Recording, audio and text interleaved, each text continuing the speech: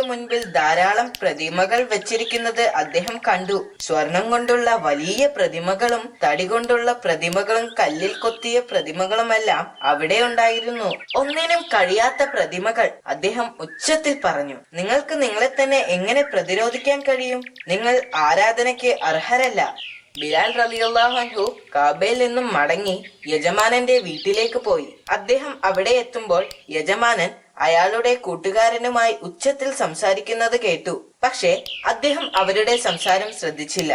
പെട്ടെന്ന് യജമാനന്റെ ഒരു സുഹൃത്ത് ഓടി വന്ന് വാതിൽ തുറന്ന് യജമാനന്റെ അടുത്തേക്ക് ചെന്നു.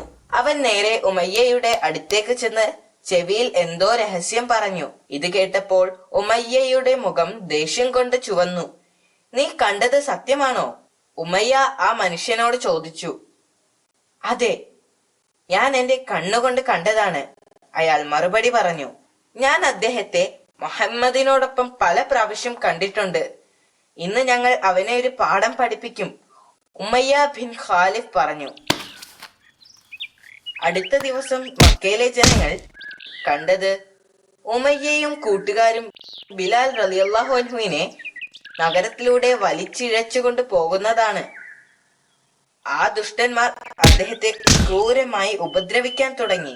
അദ്ദേഹത്തെ അവർ കെട്ടിയിട്ട് മരുഭൂമിയിലെ കത്തുന്ന ചൂടിൽ വിവസ്ത്രനാക്കി ഉപദ്രവിച്ചു.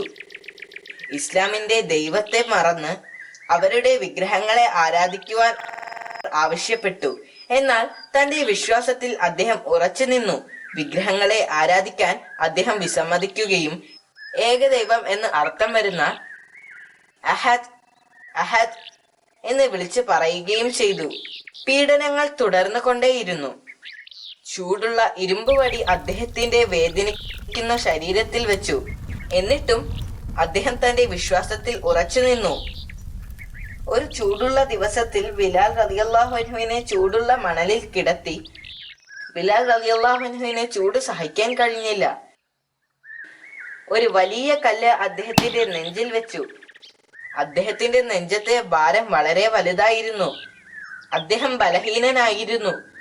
ആ അവസ്ഥയിൽ അദ്ദേഹത്തിന് കുടിക്കാനുള്ള വെള്ളം പോലും നിഷേധിക്കപ്പെട്ടു. പിന്നീട് അദ്ദേഹം അബോധാവസ്ഥയിലായി. ആ ദിവസം അവസാനിച്ചപ്പോൾ അവിടെ ആകെ നല്ല തണുപ്പ് അനുഭവപ്പെട്ടു. അദ്ദേഹത്തിന് ബോധം തിരിച്ചു കിട്ടി. ബോധം വന്നപ്പോൾ ഭാരമുള്ള ആ കല്ല് അദ്ദേഹത്തിന്റെ ശരീരത്തിൽ ഇല്ലായിരുന്നു. പതുക്കെ അദ്ദേഹം കണ്ണു തുറന്നപ്പോൾ അദ്ദേഹം അത്ഭുതപ്പെട്ടു. അദ്ദേഹത്തിന്റെ ശരീരത്തിലുള്ള വേദനകളെയെല്ലാം ആരോ ഇല്ലാതാക്കിയിരിക്കുന്നു. അദ്ദേഹം കണ്ണു തുറന്നപ്പോൾ പ്രവാചകൻ മുഹമ്മദ് നബി മുസ്തഫ സല്ലല്ലാഹു അലൈഹി വസല്ലമയുടെ പുഞ്ചിരിക്കുന്ന മുഖമാണ് കണ്ടത്. ബിലാൽ റളിയല്ലാഹു അൻഹുവിനെ അനുഭവിക്കേണ്ടി വന്ന പീഡനത്തെ കുറിച്ച് പ്രവാചകൻ അറിഞ്ഞു. ഒരു യഥാർത്ഥ വിശ്വാസിക്ക് ഇത്തരമൊരു അവസ്ഥ നേരിടേണ്ടി വന്നതിൽ പ്രവാചകന്റെ വളരെയധികം വിഷമമുണ്ട്. അദ്ദേഹത്തിന് ആ പാവം മനുഷ്യനോട് അനുകമ്പ തോന്നി. പ്രവാചകൻ അബൂബക്കർ റളിയല്ലാഹു അൻഹുവിനോട് ഉമയ്യയിൽ നിന്നും പണം കൊടുത്ത് ബിലാൽ റളിയല്ലാഹു അൻഹുവിനെ വാങ്ങാനും എന്നിട്ട് അദ്ദേഹത്തെ സ്വതന്ത്രനാക്കുവാനും ആവശ്യപ്പെട്ടു. പ്രവാചകൻ ആവശ്യപ്പെട്ടതുപോലെ അബൂബക്കർ റളിയല്ലാഹു അൻഹു ചെയ്തു. ബിലാൽ റളിയല്ലാഹു അൻഹു ഇപ്പോൾ സ്വതന്ത്രനായിരുന്നു. പ്രവാചകൻ മറ്റ് അനേകം അടിമകളെ ഇതുപോലെ സ്വതന്ത്രരാക്കിയിട്ടുണ്ട്. അടിമകളെ നീതിപൂർവവും ദയാപൂർവവും പരിപാലിക്കണമെന്ന് പ്രവാചകന് നിർബന്ധമുണ്ട്. മക്കയിലെ ദിവസം അവസാനിക്കുകയായിരുന്നു. ബിലാൽ ബിൻ റബ്ബയും മറ്റ് അനുയായികളും നബിയുടെ നിർദ്ദേശപ്രകാരം മദീനയിലേക്ക് പോയി. ബിലാൽ റളിയല്ലാഹു അൻഹുവിന്റെ സഹിഷ്ണുതയും വിശ്വാസവും കാരണം പ്രവാചകൻ അദ്ദേഹത്തെ മദീനയിലെ മസ്ജിദിൽ ബാങ്ക് വിളിക്കാൻ നിയമിച്ചു. അദ്ദേഹത്തിന്റെ മനോഹരമായ ബാങ്ക് വിളിയുടെ ശബ്ദം മദീന നഗരത്തിൽ അലയടിച്ചു. കുറച്ച് സഹാബികൾക്ക് അദ്ദേഹത്തിന്റെ ബാങ്ക് വിളി കേട്ട് അസൂയ ഉണ്ടായിരുന്നു. അതുകൊണ്ട് തന്നെ അവർ പ്രവാചകന്റെ അടുത്ത് ചെന്ന് അഷ്ഹദു അൻ ലാ ഇലാഹ ഇല്ലല്ലാഹ് എന്ന് അദ്ദേഹം പറയുന്നത് അറബിയിലെ ശരിയായ ഉച്ചാരണത്തിലല്ല എന്ന് പരാതിപ്പെട്ടു. ഇസ്ലാമിനോടുള്ള തന്റെ ആത്മാർത്ഥത കാരണം അറേബ്യൻ രീതിയേക്കാൾ അദ്ദേഹം ആഫ്രിക്കൻ രീതിയിലാണ് ഉച്ചരിക്കുന്നത് എന്നും പ്രവാചകൻ അവരോട് പറഞ്ഞു. അദ്ദേഹത്തിന്റെ ബാങ്കുവിളി കേൾക്കുമ്പോൾ മദീനയിലെ മുഴുവൻ മുസ്ലിങ്ങളും പള്ളിയിലേക്ക് പോകുകയും പ്രവാചകനോടൊപ്പം നിസ്കരിക്കുകയും ചെയ്തിരുന്നു. ഒരു ദിവസം നിസ്കാരത്തിന് മുൻപായി ആളുകൾ പള്ളിയിൽ നിന്നും ബാങ്ക് വിളി കേട്ടു. ആളുകൾക്കാകെ ആശയക്കുഴപ്പമായി. ജനങ്ങളെല്ലാം പള്ളിയിലേക്ക് പോയി. ആളുകളെല്ലാം അവിടെ ഒത്തുചേർന്നപ്പോൾ കണ്ടത് മദീനയെ ആക്രമിക്കാൻ വേണ്ടി ശത്രു സൈന്യം മദീനയിൽ വളഞ്ഞിരിക്കുന്നതാണ്. പ്രവാചകൻ ആളുകളെ വിളിച്ചു കൂട്ടുകയും ആ ആക്രമണത്തെ വിജയകരമായി ചേർത്ത് നിൽക്കുകയും ചെയ്തു. മാസങ്ങൾക്ക് ശേഷം പ്രവാചകൻ മുഹമ്മദ് നബി മുസ്തഫ സല്ലല്ലാഹു അലൈഹി വസല്ലമ ഈ ലോകത്തോട് വിട പറഞ്ഞു. ബിലാൽ റളിയല്ലാഹു അൻഹുവിന് അത് താങ്ങാൻ കഴിയുമായിരുന്നില്ല. അദ്ദേഹം വളരെയധികം ദുഃഖിക്കുകയും ദിവസങ്ങളോളം കരയുകയും ചെയ്തിരുന്നു. പ്രവാചകന്റെ വഫാത്തിന് ശേഷം അദ്ദേഹം ബാങ്ക് വിളിക്കുമ്പോൾ പ്രവാചകന്റെ പേര് പറയുന്ന ഭാഗമെത്തുമ്പോൾ ദുഃഖം കൊണ്ട് അദ്ദേഹത്തിന്റെ കണ്ണിൽ നിന്നും കണ്ണുനീർ പൊട്ടിയൊഴുകുമായിരുന്നു. ബാങ്ക് വിളി കേൾക്കുന്ന ആളുകളുടെ കണ്ണുകൾ നിറയുകയും അവർ തേങ്ങിക്കരയുകയും ചെയ്തിരുന്നു. വളരെ വിഷമിച്ചുകൊണ്ട് അദ്ദേഹം ആ ബാങ്ക് വിളി മുഴുമിപ്പിച്ചു. അതിനുശേഷം തന്റെ ദുഃഖം നിയന്ത്രിക്കാൻ കഴിയുന്നത് വരെ ബാങ്ക് വിളിക്കുന്നില്ലെന്ന് അദ്ദേഹം തീരുമാനമെടുത്തു. അദ്ദേഹത്തിന് പിന്നീട് മദീനയിൽ താമസിക്കാൻ കഴിഞ്ഞില്ല. അങ്ങനെ അദ്ദേഹം ഡമസ്കസിൽ സ്ഥിരതാമസമാക്കിയ മുസ്ലിം സൈന്യത്തിൽ ചേർന്നു. ഒരു ദിവസം അദ്ദേഹം ഉറങ്ങുകയായിരുന്നു.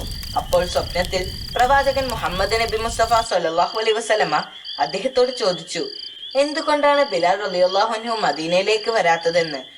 അദ്ദേഹം പെട്ടെന്ന് ഉണരുകയും മദീനയിലേക്ക് പുറപ്പെടുകയും ചെയ്തു. അദ്ദേഹം മദീനയിൽ എത്തിയപ്പോൾ പ്രവാചകന്റെ ചെറുമക്കൾ അദ്ദേഹത്തെ ചെന്ന് കണ്ടു. ബിലാൽ റളിയല്ലാഹു അൻഹുവിന് അവരോട് വളരെയധികം സ്നേഹവും വാത്സല്യവും ഉണ്ടായിരുന്നു. അവരെ കണ്ടതിൽ അദ്ദേഹം വളരെയധികം സന്തോഷിച്ചു.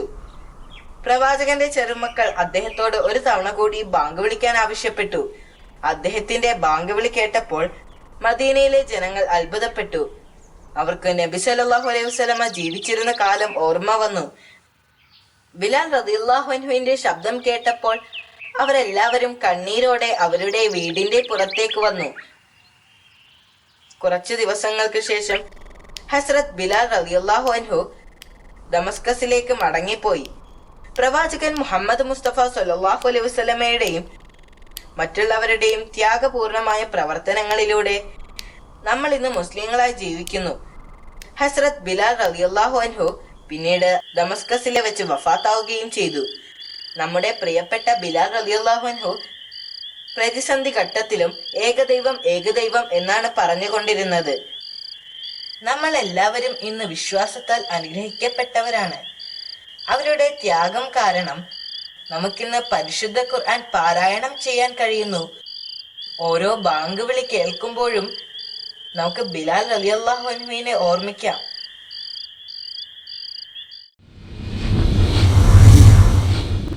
അത് വളരെ നല്ലൊരു കഥയായിരുന്നു. താങ്ക്സ് അബു. നിനക്ക് കഥ ഇഷ്ടപ്പെട്ടതിൽ ഞാൻ സന്തോഷിക്കുന്നു. നാളെ ഞാൻ മറ്റൊരു